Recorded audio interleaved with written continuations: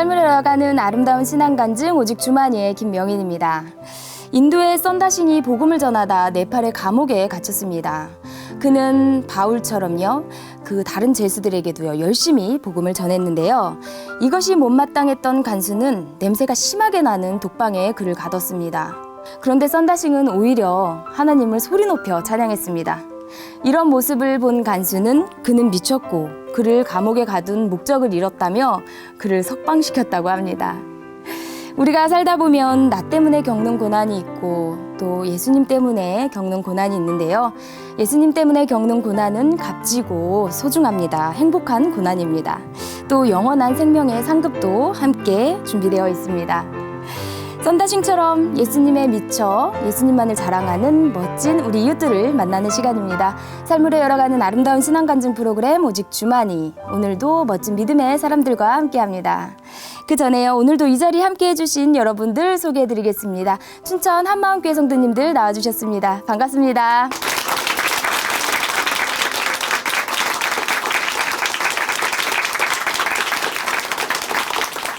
네, 오늘 첫 번째 출연자 만나보겠습니다. 이분은요, 딸 부잣집 넷째 딸입니다. 언니들과 동생 틈에 끼어요 조용히 살았는데요. 원치 않았던 심부름과 일도요 말없이 도맡아 했던 착한 딸. 어디에 가서도요 싫다는 소리 한 번도 못하는 정말 착한 자매, 착한 직원이었다고 합니다. 그런데 사람들은 착하다는 말로 이분을 좀 힘들게도 했다고 하는데요. 이랬던 이분이요, 착한 사람이라는 굴레에서 벗어나 진짜 착한 사람이 되었다고 하는데요. 어떤 이야기인지 함께 들어보겠습니다. 춘천 한마음교회 김소영 자매님 박수로 모십니다.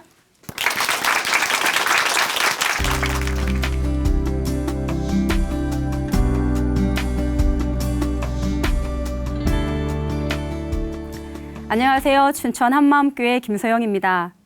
저는 사람들에게 착하다는 말을 많이 듣고 자랐는데요. 언제부터인가 이 말은 저를 두르는 무거운 짐이 되었어요. 그래서 억울한 마음이 들거나 하고 싶은 말이 있어도 입을 꾹 다물고 참았습니다. 이렇게 속으로만 힘들어하던 제가 이제는 기쁘게 살고 있는데요. 부활하신 예수님을 만나 변화된 제 이야기를 나누려고 합니다. 저는 아기 때부터 무척 순둥이였대요. 왜냐하면 엄마가 눕혀놓으면 눕혀놓은 대로 말똥말똥 쳐다보며 보채지도 않았고, 말귀를 알아들을 때부터는 여기 가만히 있어라 하면 꼼짝도 않고 그 자리에만 서 있었거든요. 그래서 딸 5 중 넷째인 저를 가장 키우기 편했다고 하셨어요. 그런데 큰언니는 맏딸이라 대우받고, 둘째 언니는 한 성격 탓에 누구도 건들지 못하는 것 같았어요. 셋째 언니는 자기 주장대로 원하는 것은 다 하는 것 같았고, 막내는 늦둥이라 당연히 귀여움을 받았고요. 반면에 내성적이었던 저는 시키는 것은 군소리 없이 잘하다 보니 착하다는 소리를 자주 들었어요. 하지만 언니들과 동생 틈에서 저는 아무것도 아니라는 생각에 주눅이 들곤 했습니다. 한 번은 부모님이 여행을 가셔서 늦게 돌아오신다며 언니들에게 막내를 잘 돌보라고 하셨는데요. 막내는 시간이 지날수록 엄마 아빠를 찾으며 자꾸 보채는 거예요. 그때 텔레비전에서는 한창 재밌는 프로그램이 방영 중이었거든요. 막내가 계속 징징대자 언니들의 목소리는 커지며 막내 좀 보라고 귀찮은데 서로 떠넘기는 거예요. 결국 그 화살은 영락없이 제게 날아왔어요. 저는 시무룩한 표정으로 왜 맨날 나만 시켜? 하며 투덜거렸습니다. 어디까지나 마음속으로요. 초등학생 저학년이었던 저는 할 수 없이 우는 동생을 업고 집 밖을 나왔는데요. 서러움에 눈물이 핑 돌더라고요. 가슴엔 뭐가 맺힌 듯 답답했고요. 저는 어스름한 동네를 몇 바퀴씩 돌며 동생을 달래주었는데요. 실은 참자 저를 달래며 흐르는 눈물을 닦았습니다. 어른들은 동생도 잘 보고 심부름도 잘한다며 저를 착한 소영이라 불렀고, 저는 왠지 착하게 살아야 할 것 같았어요. 그런데 언제부터인가 저는 사람들의 눈치를 살폈습니다. 그래서 사람들이 싫어할 만한 행동은 자제했고 사람들의 기분도 맞춰주었어요. 하고 싶은 말이 있어도 제 말보다는 상대방의 말을 더 들어주었고요. 주변 사람들이 꺼려하고 귀찮아서 하기 싫은 것도 부탁하면 그냥 했습니다. 갈등이 생기는 것 자체가 싫었고 나 하나 희생하면 문제가 없어지니 제가 하는 편이 낫겠다 싶었거든요. 또 주일학교 때부터 교회를 다니던 저는 교회 다니니까 더 착하게 살아야 한다는 생각도 갖고 있었어요. 그러다 보니 착하다는 꼬리표는 자연스럽게 붙어 다녔는데요. 처음에는 칭찬을 듣는 것 같아 기분이 좋기도 하고 뿌듯했습니다. 그런데 날이 갈수록 착하다는 말은 점점 부담이 되었고 이런 말 듣는 것이 지겹더라고요. 모두들 저만 만만하게 보는 것 같았거든요. 초등학교 때였어요. 하루는 다른 일로 화가 난 언니가 저에게 큰 소리로 짜증을 내며 화풀이를 하더라고요. 물론 누구나 쉽게 겪을 만한 사소한 일이었지만 역시나 언니한테 제대로 말대꾸도 못하고 억울한 마음에 가슴만 쳤어요. 그런데 갑자기 죽고 싶다는 생각이 드는 거예요. 제가 죽으면 언니 때문인 게 되잖아요. 저는 제 마음을 누구한테도 잘 표현하지 않았기에 혼자 미움과 분을 사귀곤 했는데요. 점점 나는 왜 이리 못났을까? 왜 이리 바보 같을까? 이런 자책으로 이어지더라고요. 어렸지만 제 자신이 너무 싫었습니다. 성인이 돼서 직장 생활할 때도 마찬가지였어요. 제가 다니던 직장은 경영이 어려워져서 직원들 급여가 밀리기 시작했는데요. 다른 직원들은 그만두면서 신고도 하고 또 어떻게라도 급여를 챙겨 가더라고요. 하지만 저는 한 달이 다 지나가도 급여 줄 소식이 없으면 겨우 어렵게 말을 꺼내서 매번 5만 원, 10만 원 용돈처럼 받았습니다. 이런 생활이 1년 이상 되풀이 됐는데요. 사실 제가 재정을 담당하고 있어서 회사 돌아가는 사정을 뻔히 알고 있었어요. 그래서 급여 얘기도 그만두겠다는 말도 쉽게 못하고 있었거든요. 그런데 저보다 다른 사람들의 급여를 먼저 챙겨주시는 것을 볼 때면 너무 서운하고 화가 나는 거예요.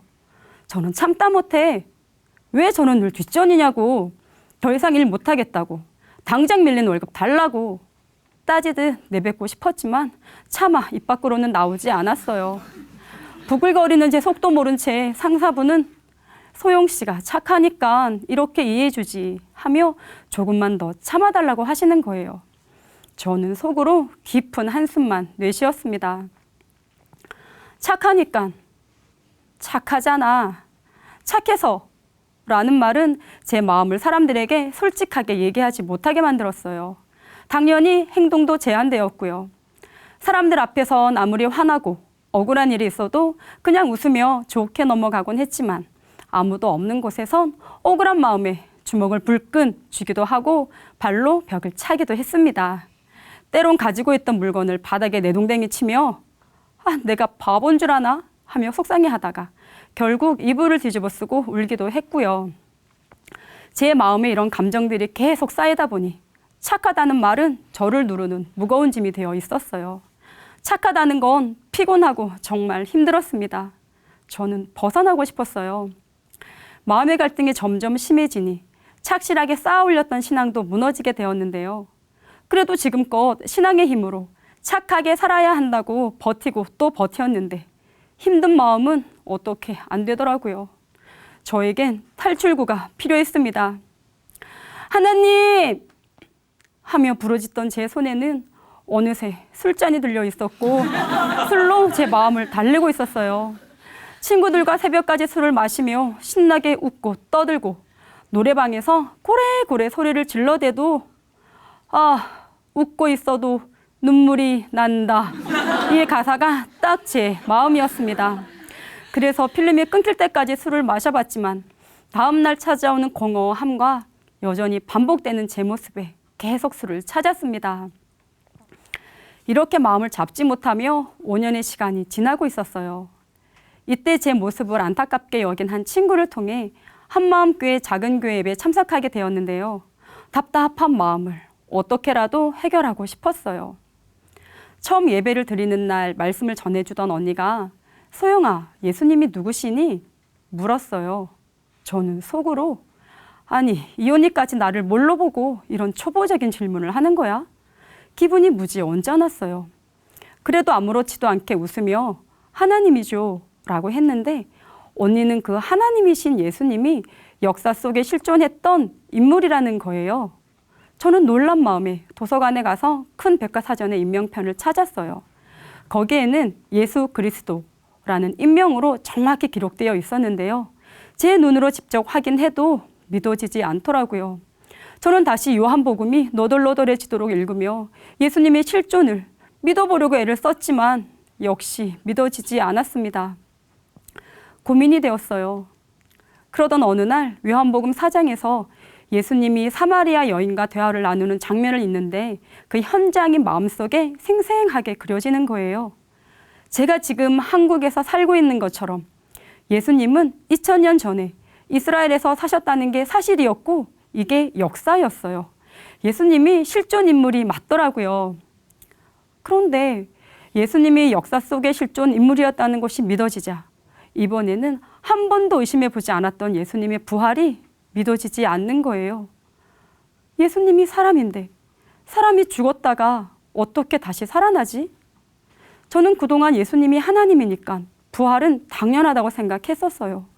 당연시 믿고 있었던 예수님의 부활이 낯설어지면서 부활을 어떻게 믿어야 할지 모르겠더라고요. 그동안 내가 뭘 믿은 거지? 저는 뭐가 뭔지 하나도 모르겠고 모든 게 혼란스러웠어요. 제 믿음은 바닥을 쳤고요.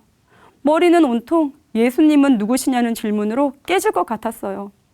그저 답답한 마음을 해결하고 싶었는데 오히려 제 마음은 점점 불안해지는 거예요. 불안한 마음에 저절로 새벽에 눈이 떠졌고 저는 하나님께 간절히 기도했습니다. 하나님, 제가 천국인지 지옥인지 잘 모르겠습니다. 예수님이 누구신지 저도 알고 싶어요. 아니, 믿고 싶어요. 예수님이 부활을 확증할 수 있도록 저 좀 도와주세요. 마음은 타들어갔고 저는 절박한 심정으로 사도행전을 펼쳐 읽기 시작했습니다.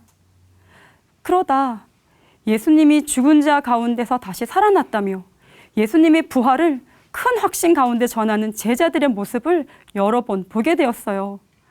순간 제자들이 예수님의 부활을 정말로 봤구나.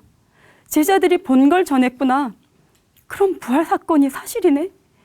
아, 예수님 진짜 부활하셨구나. 그동안 예수님에 대해서 들었던 모든 말씀들이 하나로 이어지면서 놀라움에 제 마음이 떨려왔어요. 예수님이 누구신지 선명해졌거든요. 예수님은 성경의 예언대로 저의 죄를 위해 죽고 부활하신 창조주 하나님, 저의 진짜 주인이셨습니다. 내가 예수님을 믿지 않았구나. 속에서 그냥 탄식이 나왔어요. 부활하신 예수님 앞에 서니 저는 한 번도 예수님을 믿었던 적이 없는 죄인이었습니다. 저의 죄 때문에 예수님이 대신 죽으시고 부활하셨는데 저는 아무 감각도 없었던 거예요. 그리고는 버젓이 하나님 앞에서 저의 착함을 내세우며 예수님을 배척하고 예수님 필요 없다고 마음 중심에서 짓밟고 있었어요. 제 만족과 영광을 위해서라면 예수님을 십자가에 못 박으라고 소리치던 유대인처럼 전능자도 죽일 수 있는 악하고 무서운 사람이 바로 저였습니다. 제가 어떤 사람인지 비춰지니 두려움에 고개를 들 수가 없었어요. 이런 제게 회개하고 예수님을 주인으로 믿으라는 말씀 앞에 저는 그대로 엎드렸습니다. 그 말씀은 저를 살리는 은혜의 말씀이었어요. 저는 그 자리에서 즉시 회개하고 예수님을 마음의 주인으로 영접했습니다. 그랬더니 두려워하던 제 마음에 하나님의 평강이 임해버렸습니다. 속에서는 탄성이 터지며 야, 나 이제 살았구나, 나 천국이구나 라는 확신에 심장이 터질 것 같은 벅찬 감격이 밀려오는 거예요. 그렇게 해결하고 싶었던 답답하고 공허했던 마음, 늘 뭔가에 억눌렸던 마음, 슬로도 해결이 안 되던 마음이 언제 그랬냐는 듯이 사라졌고 제 마음은 하늘을 날 것처럼 가벼워졌습니다. 그리고 마음 깊은 곳에선 이 말씀이 되뇌어졌는데요. 너희가 그 은혜를 인하여 믿음으로 말미암아 구원을 얻었나니 이것이 너희에게서 난 것이 아니요 하나님의 선물이라. 행위에서 난 것이 아니니 이는 누구든지 자랑치 못하게 하려 함이니라. 정말 은혜였습니다. 구원 하나님의 선물이었습니다. 저의 착함이 절대 예수님 자리를 대신할 수 없었습니다. 비로소 회개하고 나니 그동안 제 삶이 왜 그렇게 답답하고 힘들게 살 수밖에 없었는지 한눈에 보이더라고요. 착한 소영이라는 꼬리표를 끌고 다니며 힘들다고 억울하다고 하면서도 저는 사람들의 착하다는 칭찬과 인정이 좋았어요. 행여나 그렇지 않다는 소리를 들을까 봐 힘들어했고 그래서 더 착한 행실로 꾸역꾸역 저를 포장하며 덮으려고만 했던 거예요. 그리고 창조주 하나님께는 왜 저를 이렇게 약하고 비참하게 만들었냐며 원망했고요. 하지만 하나님은 저를 새로운 존재, 바로 하나님의 자녀라 했습니다. 자책하고 비관하던 저는 예수님과 한 생명이 되었고 세상에서 가장 자유하고 기쁘게 사는 존재가 되었습니다. 정말 기쁘더라고요. 예수님이 제 마음의 주인이 되시니 힘들게만 느껴지던 사람들이 너무 아름답고 사랑스러워 보였어요. 그런데 예수님이 누구신지 몰라서 믿지 못한다는 생각이 드니까 저는 만나는 사람들에게 가장 기쁜 소식인 예수님의 부활을 전하기 시작했습니다. 먼저 가족들에게 이 복음을 전했어요. 예수님의 부활이 역사적 사실이라고, 이분이 창조주 하나님이고 우리의 주인이라고 침을 튀겨가며 전했어요. 얌전하고 조용히만 지내던 제 입에서 쉴 새 없이 예수님 부활하며 복음이 전해지니 가족들이 무척 당황하더라고요. 아무리 억울해도 하고 싶은 말 한마디도 속 시원히 못하던 저였잖아요. 그런데 무슨 말을 이렇게 잘하냐며 놀라워하시는 거예요. 저는 주변 시선과 상관없이 가는 곳마다 기쁘게 예수님을 전했는데요. 저의 달라진 모습에 친구들과 지인들도 신기해했습니다. 하루는 작은 교회 예배 때 일꾼이 마가복음에 주와 복음을 위해 형제나 자매나 어미나 아비나 자식이나 전토를 벌인 자는 금세 100배 축복을 받는다는 말씀을 전해주었어요. 예전에는 버리는 것에 초점이 갔었는데 이날따라 주와 복음을 위해 라는 말씀이 선명히 들어오는 거예요. 그리고 이것은 버리는 것이 아니라 모두 주님의 것임을 인정하는 말씀이었습니다. 그런 사람이 주와 복음을 위해서 살 수 있다는 거예요. 문득 성경에 바나바가 떠올랐는데요. 바나바는 착한 사람이요 성령과 믿음이 충만한 자라. 저는 성경에 착한 사람이 있다는 것을 보고 놀라워하면서 내심 기뻤어요. 주와 복음을 위해서 사는 사람이 착한 사람이라는 것을 알게 됐거든요. 이제 제 삶의 방향과 목적이 너무나 분명해지니 저도 바나바와 같이 주와 복음을 위해 영혼들을 섬기는 착한 사람이 되고 싶다는 마음의 소원이 생겼습니다. 얼마 전 엄마가 입원을 하셔서 제가 간병을 했어요. 간병인보다 아무래도 제가 낫겠다는 가족들의 만장일치가 있었는데요. 제가 제일 착하잖아요. 며칠 동안 엄마 간병을 하며 계속 복음을 전했어요. 이제는 아무리 전해도 눈에 흙이 들어가도 안 믿는다 하셨는데 마음이 많이 열리셔서 예수님이 주인이라고 아멘도 하셨습니다. 그리고 제가 다니던 직장은 경영이 어려워져서 결국 문을 닫게 되었고 저는 5개월 정도의 급여를 받지 못하게 되었어요. 그런데 상사분의 마음이 품어지면서 이상하게도 제 마음은 억울하지도 화나지도 않고 평안했습니다. 가끔은 억울한 일도 속상한 일도 억지로 해야 할 일도 생기지만 이제는 이런 것들이 더 이상 마음의 짐이 되진 않습니다. 예수님이 저의 주인이시잖아요. 예수님이 함께 하시니 제 마음도 넓어지고 상대방의 마음도 이해하게 되면서 진심으로 영혼들을 섬길 수가 있게 되었어요. 영혼을 위해서라면 낯선 사람도 먼 거리도 마다한곳 찾아가서 복음을 전하기도 합니다. 한 번은 우리 지체들의 간증 영상을 보고 복음을 꼭 듣고 싶다고 연락이 왔어요. 다른 지역에 사시는 분이라 시외버스를 타고 그분이 계신 곳에 가서 복음을 전했습니다. 그분은 요한복음 16장 9절에 죄에 대하여라 함은 저희가 나를 믿지 아니하며 이 말씀에 충격을 받으셨어요. 예수님을 믿지 않는 게 죄라는 말씀을 들어보지도 못했고 그러기에 이 죄를 회개한 적도 없다고 했어요. 그분은 곧바로 회개하고 부활하신 예수님을 마음의 주인으로 영접하셨습니다. 그 후 몇 번 더 찾아가서 함께 교제했는데요. 복음을 전해줘서 고맙다는 말에 제가 더 힘이 나더라고요. 저는 지금 작은 교회를 섬기며 양육을 하고 있는데요. 작은 교회 예배 드리는 날이면 직접 저녁을 준비해요. 식사 준비도 요리 솜씨도 부족하지만 사랑을 듬뿍 담아 지체들을 섬기고 그 기쁨을 누리고 있습니다. 하루는 한 자매의 불신자 남편에게 저녁만이라도 먹으러 오라 했고 그렇게 예배에 왔어요. 정말 저녁만 먹고 갔습니다. 하지만 사랑이 담긴 마음이 통했는지 지금은 저녁 식사뿐만 아니라 매주 예배를 드리며 주와 복음에 집중하고 있습니다. 예전에 저는 착하다는 말을 사람들로부터 많이 들었는데요. 이 말을 싫어하면서도 힘들게 끌려다녔던 것은 사람들로부터 인정받고 싶었던 제가 주인의 마음 때문이었어요. 하지만 이제는 예수님이 제 마음의 주인이시잖아요. 그래서 진짜 듣고 싶은 말이 있는데요. 이 다음에 주님을 만날 때 착하고 충성된 종아 하시는 하나님께 듣는 칭찬입니다. 속으로 힘들어하며 자책하던 저의 삶은 예수님을 만나 최고의 삶이 되었습니다. 바나바가 착한 사람으로 영혼들을 섬겼던 것처럼 또 예수님이 착한 사람의 본을 보이셨던 것처럼 저도 그런 착한 사람으로 영혼들을 섬기며 주와 복음을 위해 기쁘게 달려가겠습니다. 감사합니다.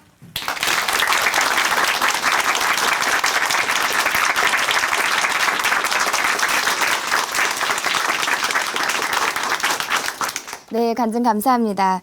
너희 안에서 착한 일을 시작하신 이가 그리스도 예수의 날까지 이루실 줄을 우리는 확신하노라. 빌립보서 1장 6절 말씀인데요. 진정한 착함은 남의 말을 잘 듣고 잘 따르는 것이 아니라 주와 복음을 위해 사는 자가 착한 사람이라는 말씀, 네, 참 마음에 남습니다. 우리 착한 김수영 자매님께 다시 한번 큰 박수 보내드릴게요.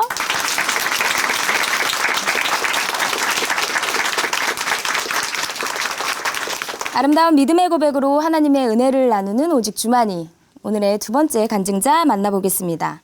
이분은요, 어릴 적 예쁘고 똑똑하고 성격 좋은 맏딸이었습니다. 그런 이분이요, 고등학교 입시에 떨어지고 자살을 시도하게 이르렀는데요. 야간 고등학교를 가고 방황하는 시기에 또 대학 입시에도 실패하게 되었습니다. 하지만 좋은 남편을 만나 그 아픈 상처들을 위로받게 되었는데요. 그렇게 좋았던 남편을 병으로 잃고 눈물 속에서 하나님을 만났다고 합니다. 그 이야기 함께 만나보겠습니다. 춘천 한마음교회 김영숙 자매님 박수로 모십니다.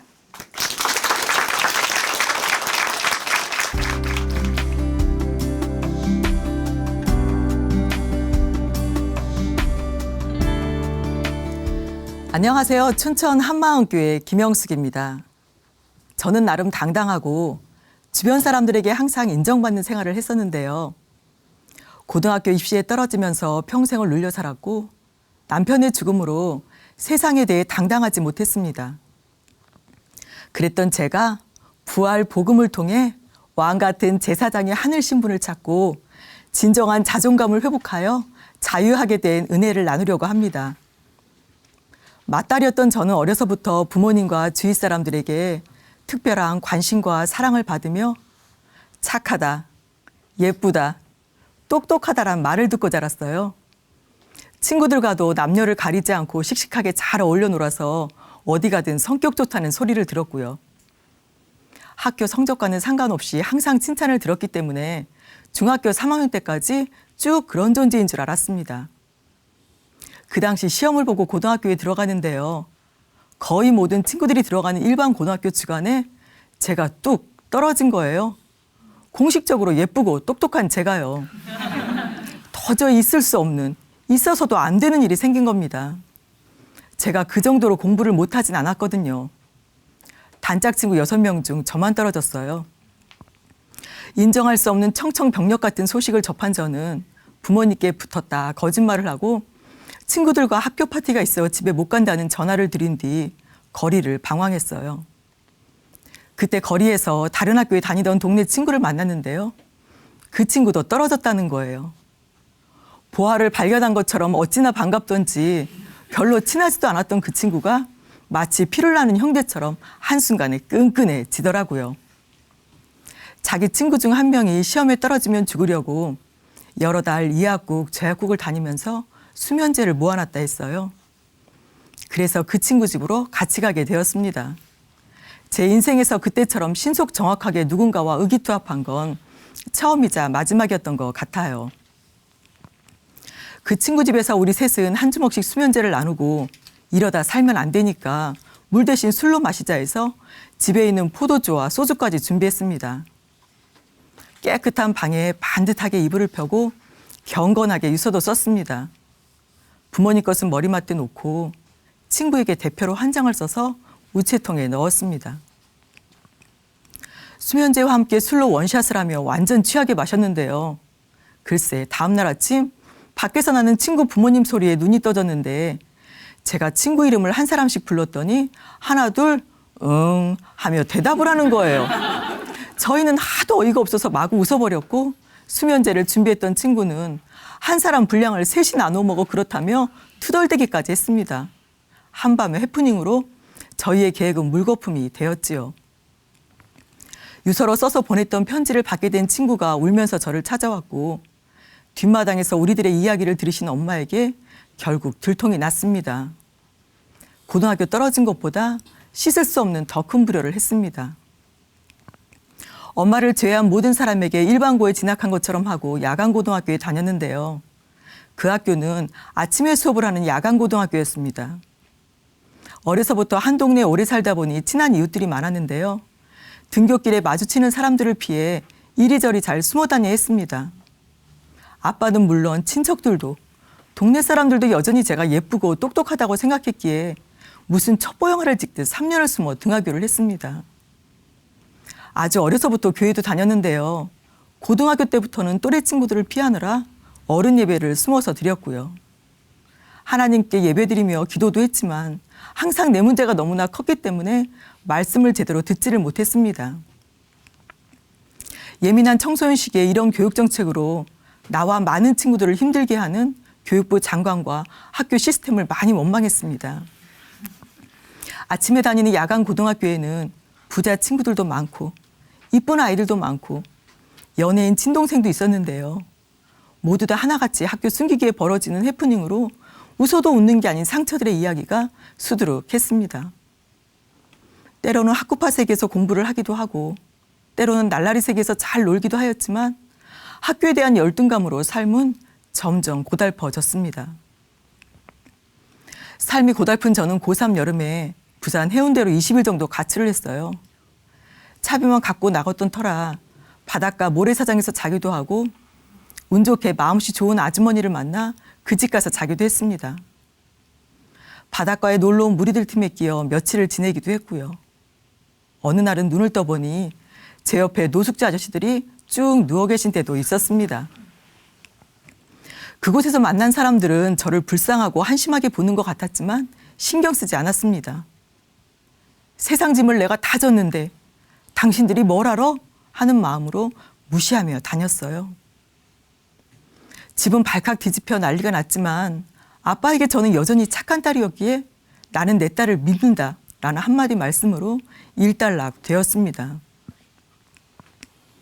여전히 교회에 나가 하나님께 예배드리며 회개기도도 했지만 마음은 항상 답답하고 학교에 대한 열등감은 점점 더 커졌습니다.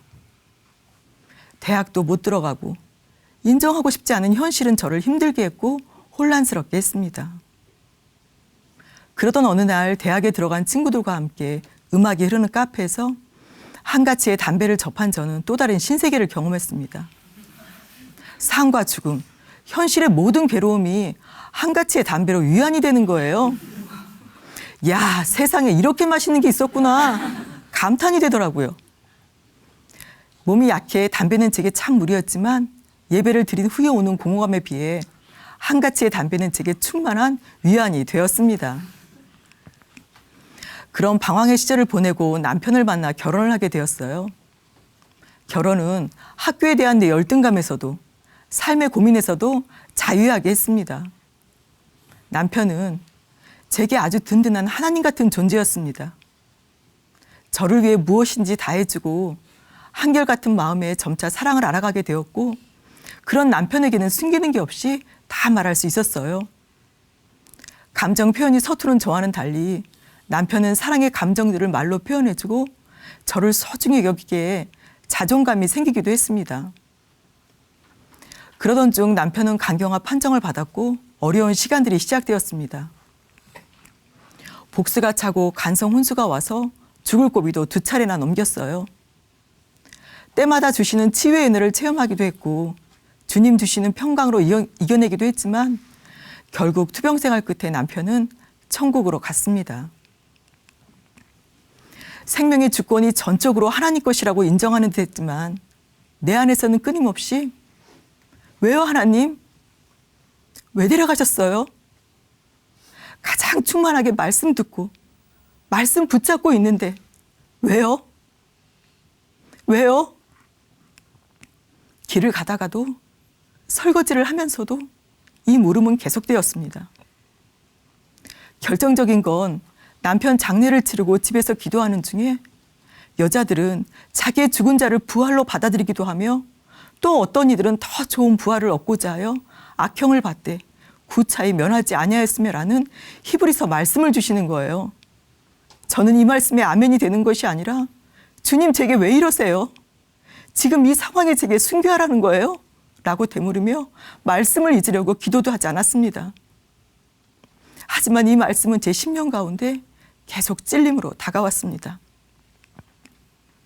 남편 때문에 학교에 대한 열등감에서 자유해졌다고 생각했지만 남편의 죽음으로 인해 과부가 되고 보니 세상에 내세울 그 무엇도 없다라는 생각에 제 모습이 너무나 초라해 보였습니다. 겉으로는 아니야, 난 하나님 자녀야, 다 가진 자야 하면서도 실제로 눌리고 포로된 자라는 것을 저와 하나님은 알고 있었습니다. 하나님 말씀에 아멘이 안 되니 신앙적으로 너무나 혼란스러웠습니다.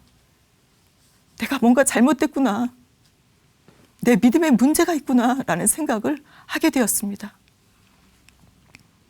남편의 죽음으로 우리 가족은 살던 곳에서 이사를 해야 해서 두 아이를 데리고 이사를 했습니다. 신앙의 갈등으로 방황하던 저는 그 무렵 지인의 권유로 춘천 한마음교회 겨울 수련회에 가게 되었습니다.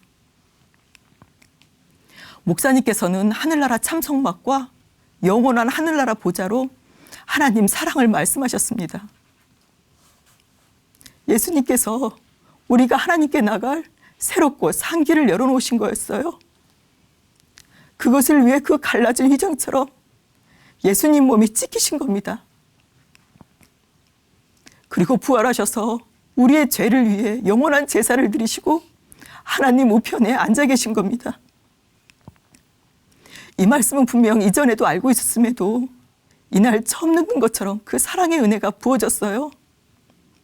예수님께서 죽으시고 부활하셔서 영원한 제사를 드리시고 천국 보좌 하나님 우편에 앉아 계신 것이 너무나 감사해서 계속 눈물이 났습니다.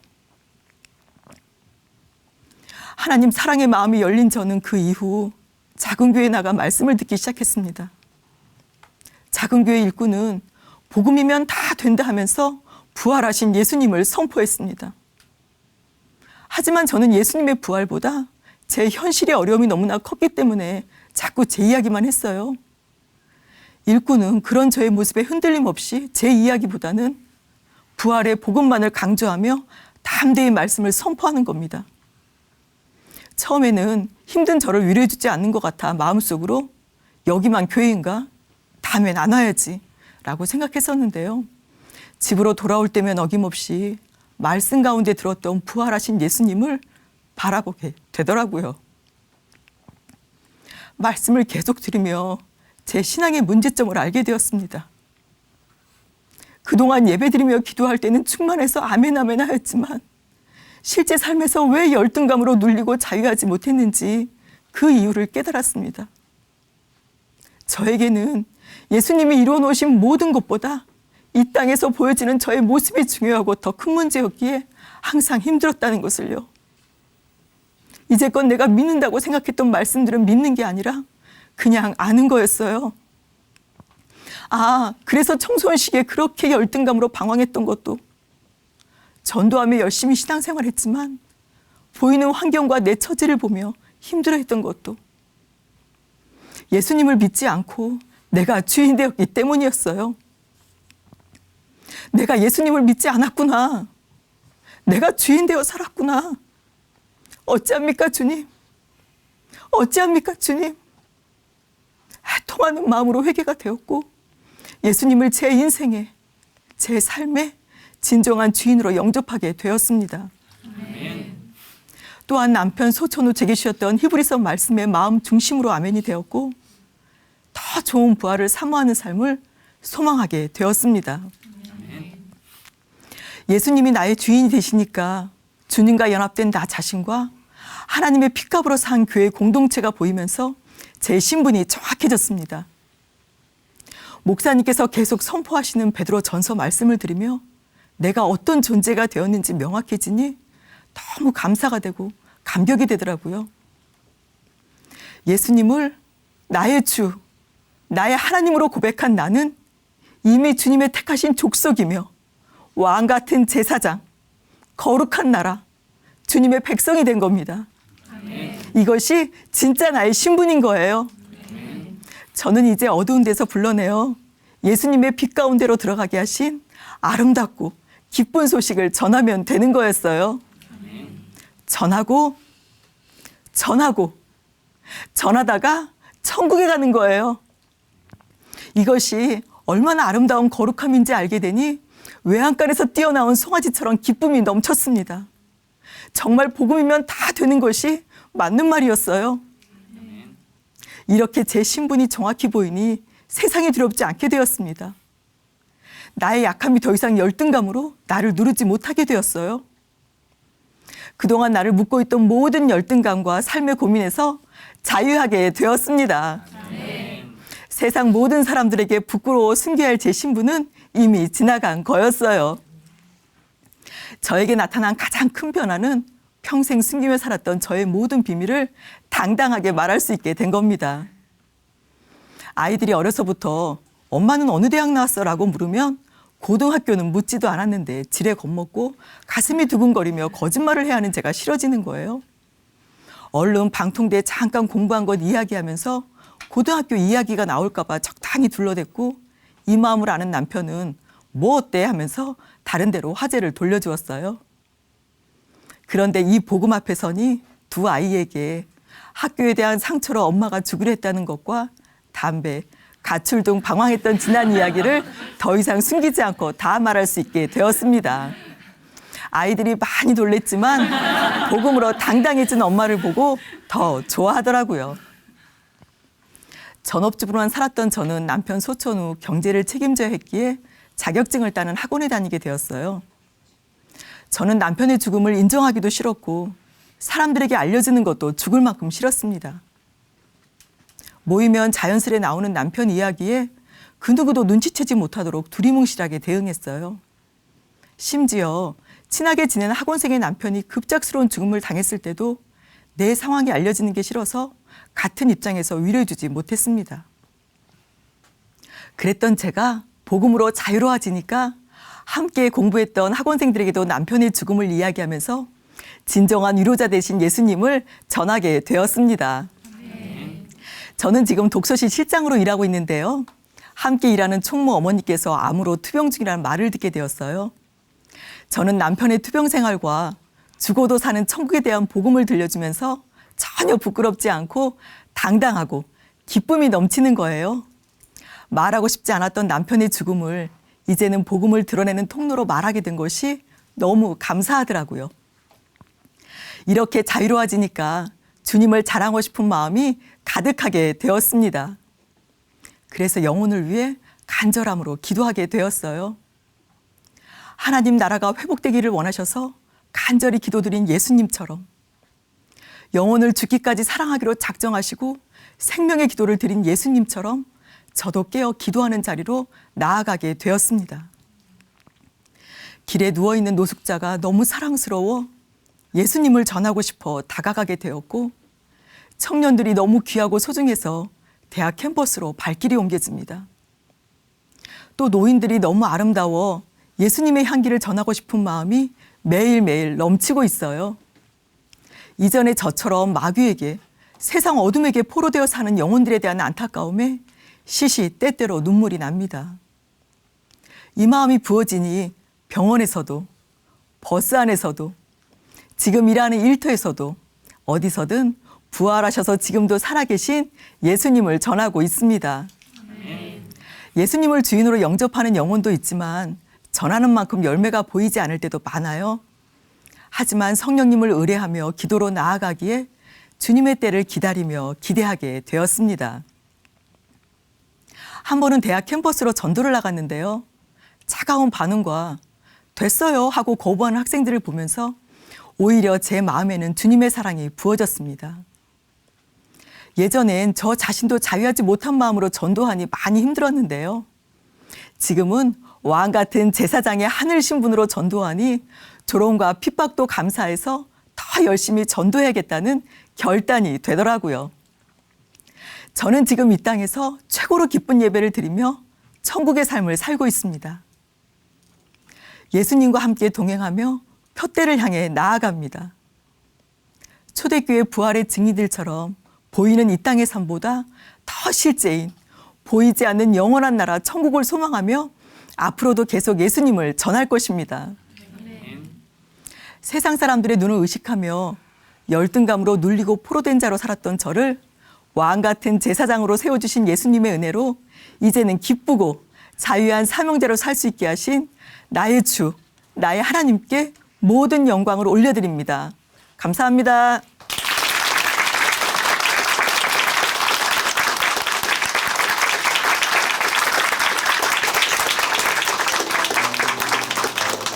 네, 간증 감사합니다. 흔히 사람은 환경에 지배를 받는다고 하죠. 하지만 다르게 말하면 사람은 그 환경을 바꿀 수 있는 의지와 힘을 가지고 있습니다. 간증 중에 히브리서 11장 35절 말씀을 언급하셨는데요. 여자들은 자기의 죽은 자들을 부활로 받아들이기도 하며 또 어떤 이들은 더 좋은 부활을 얻고자 하여 심한 고문을 받되 구차히 풀려나기를 원하지 아니하였으며, 네, 이 말씀을 붙잡고 또 부활하신 예수님을 믿는 믿음으로 당당하게 살고 계신데요. 이런 자매님의 모습 아마 천국에 계신 남편분께서도 참 자랑스럽게 생각하고 계실 줄 믿습니다. 네. 하나님께서 자매님의 삶을 통해 더 큰 놀라운 일들을 이루실 것을 함께 기대해 봅니다. 김명숙 자매님께 다시 한번 큰 박수 보내드릴게요.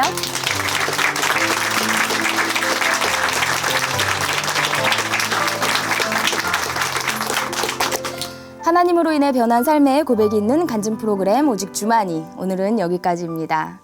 지금까지 함께해 주신 춘천 한마음교회 성도님들 그리고 시청자 여러분 감사드립니다. 오늘도 이 시간 찬양으로 마무리하겠습니다. 찬양해 주실 분은요 백다나 자매님이시고요. 함께 나눌 찬양은 바닷길입니다. 오늘도 주와 복음을 위해 사는 멋진 하루 보내세요. 감사합니다.